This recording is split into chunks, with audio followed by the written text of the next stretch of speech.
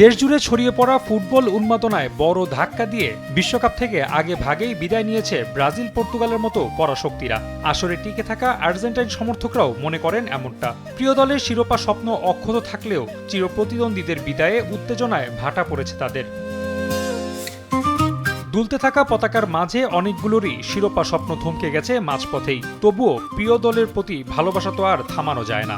জার্সিটা গায়ে জড়িয়ে যেন সেটারই জানান দিচ্ছেন সমর্থকরা। যেহেতু বাদ পড়ে গিয়েছে তো উন্মাদনা কিছুটা কমে গিয়েছে অবশ্যই, কিন্তু আমরা যারা ব্রাজিল সাপোর্ট করি তাদের কি উন্মাদনা কিংবা তাদের আশা কখনোই কমবে না, কমেনি। এখনো ব্রাজিলের জার্সি পরে আছি, তো ভালোবাসাটা মন থেকে আসে। বড় বড় দল যেগুলো জার্মানি, ব্রাজিল, পর্তুগাল এরা অলরেডি নকআউট পর্ব থেকে বিদায় নিয়েছে।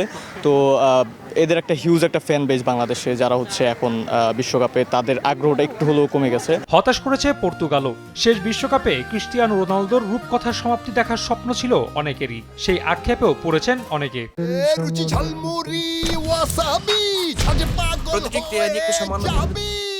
অনেক রোনালদো ফ্যান যারা কখনো আগে হয়তো পর্তুগাল করতো না, অন্য টিম সাপোর্ট করতো, বাট রোনালদোকে পছন্দ করতো, ওরা কিন্তু এবার পর্তুগালকেই সাপোর্ট করেছে শুধুমাত্র রোনালদোর জন্য, যে শেষবারের মতো হলো রোনালদোর হাতে তার বিশ্বকাপ দেখতে চায়। বাট আনফরচুনেটলি সেটা তো আর হলো না। প্রিয় দলেরা ব্যর্থ বলে তো আর বিশ্বকাপ বাদ দেওয়া যায় না। তাই ফুটবলের সবচেয়ে বড় আসরের বাকি পথটাও উপভোগ করতে চান তারা, কারণ ফুটবলের আবেগটা তো জড়িয়ে থাকে পুরো টুর্নামেন্ট জুড়েই। ওয়ার্ল্ড কাপটা দেখতেছি আসলে কোন জায়গায় যায় অথবা কে আসলে উইন হয়, এটা আমাদের সবারই একটা ইচ্ছা।